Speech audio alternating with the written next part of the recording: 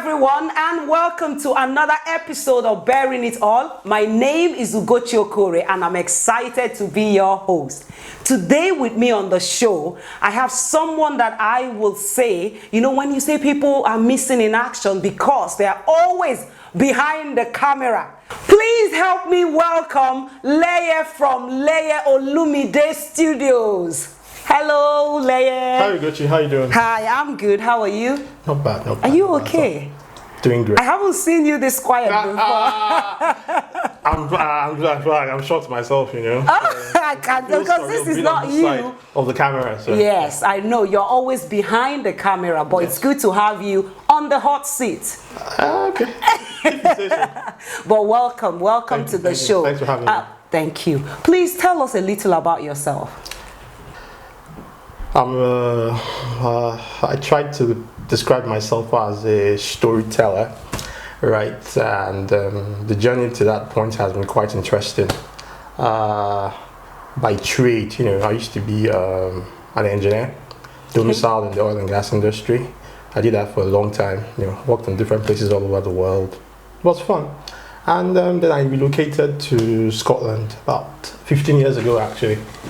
And somehow I joined a local church actually, and I was tasked with doing a Christmas carol promotional, really.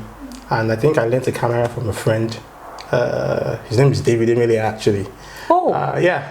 I think he's the choir director in the Fountain of Love Church. And I had David's camera for about 3 years. Okay. And for that 3 years, I was just playing about with it, filming people, filming things. Delivering some things, not delivering some things. That was really my journey, towards the storytelling path, So, yeah, that was really how it started. So I basically fell in love with the camera after that. And besides, where I moved to Aberdeen was quite cold, So I really couldn't go outdoors a lot. So I was really on my bum behind the PC editing, So yeah, and I've always loved films as well, watching movies, so that was really my chance to translate, a passive hobby into an active source of income. Okay, so so what do you do for a living? From a storytelling perspective, I run a film studio, a photography outfit. Okay. Actively. And I also do other things as well, so. Other things like what? I spent a considerable amount of time in the oil and gas industry. Okay. So I have certain skill sets that are quite niche. So, right now it's like $40 a barrel, right, for oil. If it goes back to 100, there are certain money-making ventures we can still, sky into, So, as they say, all joy, so. Okay, oh joy. So, well, just before we get into talking about photography for you, okay, tell us, do you have family? Oh yeah, well, sure. Married to a lovely, beautiful, accommodating wife. Oh, yeah. Got 2 kids. She must be very accommodating because you said accommodating. Oh yeah, I'm accommodated as well, so it's quid pro quo here. So. Okay. So tell us a little about photography. I'm not sure. Okay, you call it photography. I call it storytelling. Really, for me, it's just about freezing life's moments. It's that basic for me. Reproducing work, whether it's images, whether it's short films. Documenting events. But more like giving back to people, a snippet of their life, happy, sad, From what you said when we started, so you didn't just go into photography? I actually started from filmmaking, actually, But, filmmaking is basically, photography on a continuous level, really. So if you think about filmmaking, every frame is actually a picture. From framing to composition to lighting to mood, I weave into both worlds quite seamlessly. So for me, it's the same really. So, would you say you're very passionate about photography? That's a good question. I've been doing it for a while. And yeah, I mean, I like it. I enjoy it. I wouldn't say it wakes me up at night or nah. I think I've gone past that phase. But yeah, it's something I like it. Yeah, I enjoy it. So it's even better if okay, you get paid well for it. Yeah, so that's an. So you're making loads of money from it. I'm not sure about loads, but yeah. So how often do you get people call you and ask you? I mean, I have certain niche markets I'm quite popular in. I mean, for example, I do a lot of weddings, a bit on the high end side. So I'm not too active on social media, simply because most times the clientele I have, they don't make noise, so. But everybody's on social media. Yeah, that's true, but you'll be shocked I get a lot of calls, and the first thing people say is, we can't find you on social media, what's happening? I mean, it's quite common. But I'm like, there's a gap there to me. You're perfectly right, but I think I enjoy the fact that, I enjoy the process, and I feel, some things should just be kept intimate, and everything should be for public scrutiny, so, I mean, you can choose to be the Rolls Royce, the Mercedes of the industry, or the Kia Punto or the Fiat. It's up to you, they're all cars that will get you from point A to point B. Just find your level and just roll with it. So I think I stick more to the conservative, not in your face. I mean, and even with my photography as well, I'm not a fan of, it's just me, don't get me wrong, it works for other people perfectly, but I don't see why I should put up an image and, start giving you poetry, and if the image doesn't speak, hey, I haven't done my job perfectly from my perspective. But if you feel you have to, different strategies really. I'm just more inclined towards, the conservative, easy life.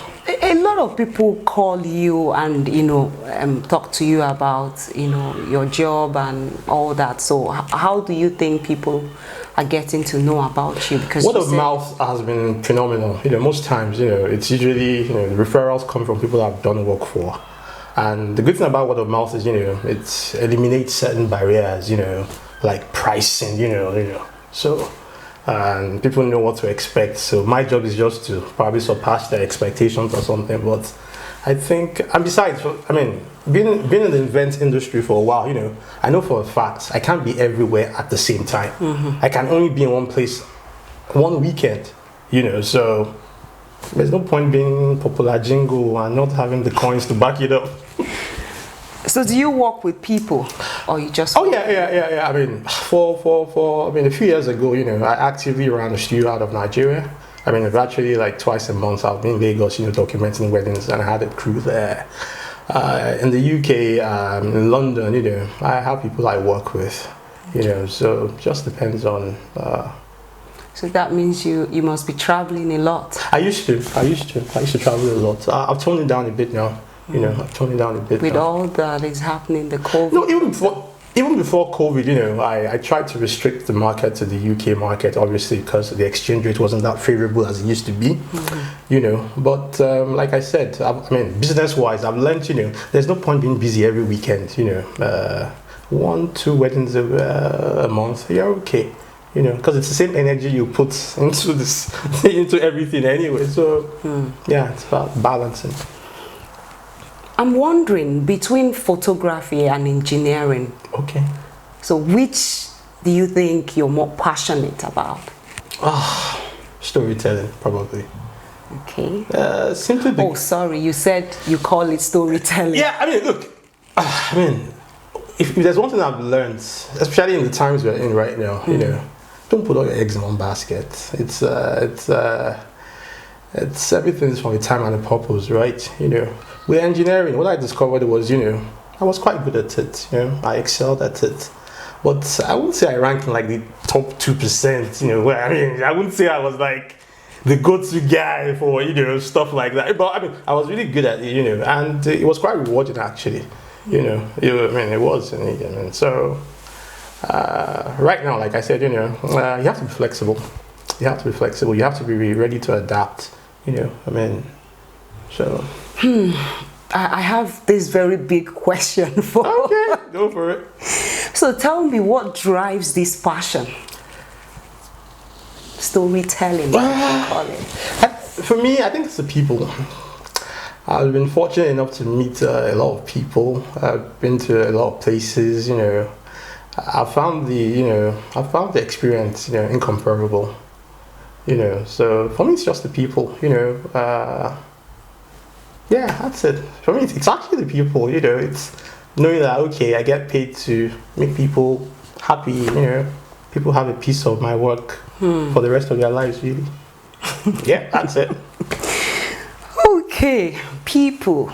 So, do you think these people walk away feeling, I'm satisfied, I'm okay? Yeah, I think you did a good job. I hope so.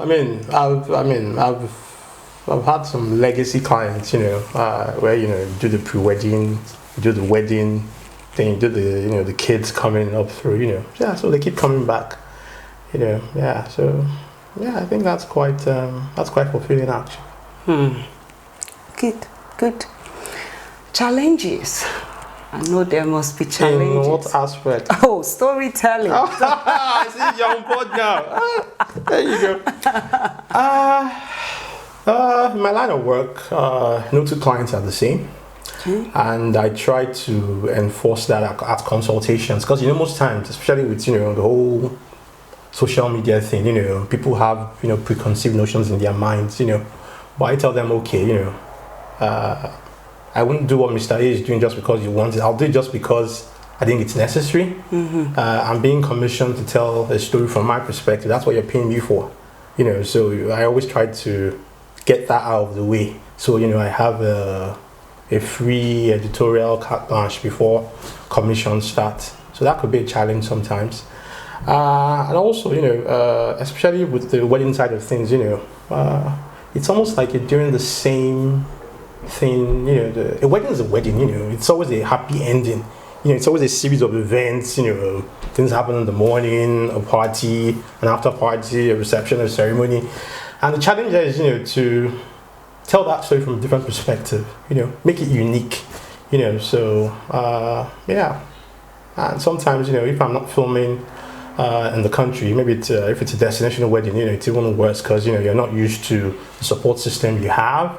People have this impression, it's all glamour. It's a lot of hard work. Yeah, it's a lot of hard work. So that's why at the end of the day, it's customer satisfaction is key, and obviously the monetary should be top notch as well. Okay. Have you ever been paid for a job and you didn't turn up? Yes, there was an incident actually. It was a wedding in Nigeria. I think that was Hassan and Tunde and Akosa. Yeah. They used to live in they lived in the UK at that time, so I did their pre-wedding series and stuff. So I was commissioned to come to Lagos to film, their wedding. And, a last-minute emergency came up, and I couldn't fly, obviously. So, obviously, I had a team. And again, you asked, having a support system, I had a team that did the job brilliantly, Obviously, they weren't too happy, at that point in time, but after it was edited, delivered, they were over the moon, obviously. In fact, I did Akosa's maternity shoot a few months ago, wow. So yeah, turned out well. Is the baby here now? Oh yeah, she had a beautiful baby girl. Oh, congratulations to the new mom. God bless you. You've talked so much about storytelling. Why is it important? Life goes by in a flash, right? So, granted, everybody's a storyteller nowadays. We have phones. We're really all content providers, aren't we? But certain things, are actually best captured by other people, when you're relaxed in your element, when you're in your natural element. I'll give you an example. There's actually an American photojournalist I admire a lot. His name is Pete Souza. He documented Reagan and Obama, but most importantly, he started documenting Obama when he was, in the Senate. when he was a nobody. You know, he took a chance on him. And he has this progression of Obama when he was nobody to the campaign trail, you know, till inauguration night, and obviously through his administration. Yeah, so you can see the trail, you know, of somebody's life through somebody else's lens. And we can all adapt that in our lives, you know, whether it's the kids we have, whether it's the milestones we clock in life, you know. Tell the story, tell it accurately, tell it without bias, you know, and yeah, make it real. Finally, Leah, what advice would you give to someone who is, you know, trying to chase his or her passion? I'll say go for it. And it's okay to fail. It's okay to fail spectacularly, but don't go through life, you know, not having tried. You know, have a backup plan if you can, and you know, you live life only once. And yeah, I'll just say go for it. That's all. Do it. Just do it. Just do it. Yeah. Just do it. Go for it. Guys, you heard it from Leah. Just do it. It's in you. Don't think so much about it. Just do it. And Leah, thank you so much for coming on the show. Thanks for having me, Ugochi. Thank you so much. And just before we go, we have a little gift for you. Okay. Just to say thank you for coming on the show. Okay. Thank you so much. This is for you. Is that a camera? You don't even know what's in it. I trust you, Ugochi. Thank you so much. Thank you for trusting me. Please tell us about your passion in the comment section below. Thank you and bye for now. Bye.